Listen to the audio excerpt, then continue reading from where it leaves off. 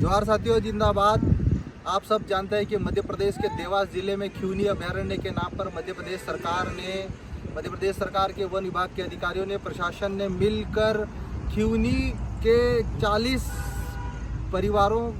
घरों को, आदिवासियों के जो झोपड़े थे, आदिवासियों के जो सपनों का महल थे, उनको मध्य प्रदेश सरकार के प्रशासनिक अमले ने, वन विभाग ने मिलकर बेदर्दी के साथ संविधानहीनता दिखाते हुए उन घरों पर बुलडोजर चलवाए। और बुलडोजर चलवाने के बाद में भरी बरसात में उन आदिवासियों को सरकार ने रहने के लिए मजबूर कर दिया। मैं मध्य प्रदेश और पूरे देश के युवाओं को, पूरे बुद्धिजीवियों को बताना चाहता हूँ कि मध्य प्रदेश सरकार खिवनी वन अभयारण्य के नाम पर कम से कम 2000 हेक्टेयर जमीन आदिवासी क्षेत्रों में रहने वाले आदिवासियों से छीनने जा रही है।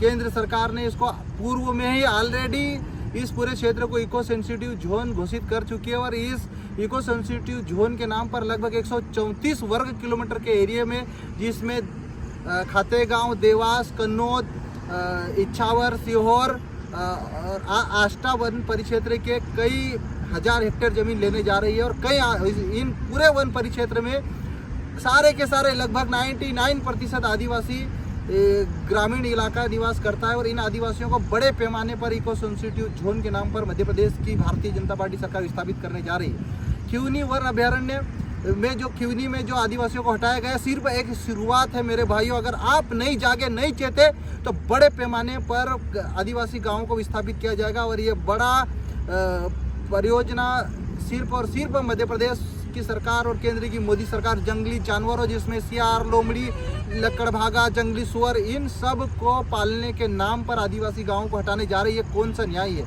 मैं आप सभी देशवासियों से और युवाओं से अनुरोध करता हूं कि 29 जून को जयस का ऐतिहासिक महापंचायत होने जा रहा है, जिसमें मध्य प्रदेश के साथ साथ गुजरात, महाराष्ट्र, छत्तीसगढ़ के कई आदिवासी युवा हजारों की संख्या में पहुंच रहे हैं। और सरकार की इस आदिवासी गांव की खत्म करने विरोधी सोच के खिलाफ हम जन आंदोलन करने जा रहे हैं, महापंचायत करने जा रहे हैं। और इस महापंचायत में हम आप सब शामिल हो, क्योंकि ये लड़ाई मेरी व्यक्तिगत हीरालाल अलावा की नहीं है, यह लड़ाई जयस की नहीं है, यह लड़ाई पूरे आदिवासियों के अस्तित्व, अस्मिता और उसके स्वाभिमान सम्मान की लड़ाई है।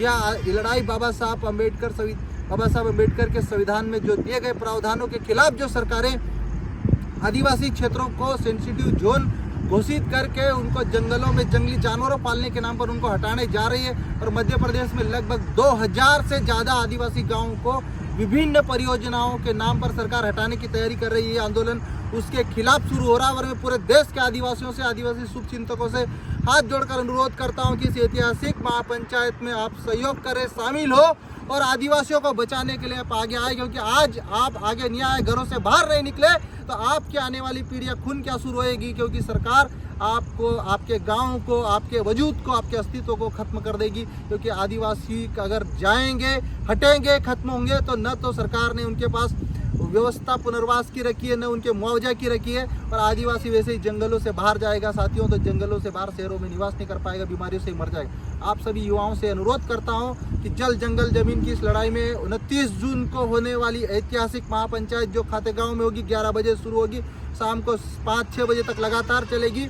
और मैं मध्य प्रदेश सरकार और मध्य प्रदेश केंद्र की मोदी सरकार से अनुरोध करता हूं कि कोई भी योजना, परियोजनाएं आप लेके आओ, हम उसका स्वागत करते हैं। लेकिन एक भी आदिवासी गांव किसी भी कीमत पर विस्थापित नहीं होना चाहिए, ये भी मैं आपसे मांग करता हूं। आप सभी को जय जोहार, जिंदाबाद। आप सभी युवा सादर आमंत्रित, निमंत्रित। वैसे तो संघर्ष के इस दौर में, संघर्ष की इस लड़ाई में किसी को न्योता नहीं दिया जाता, लेकिन जिनका जमीर जिंदा है वो इस महापंचायत में जरूर शामिल हो। आप सभी को जोहार, जिंदाबाद, जय आदिवासी।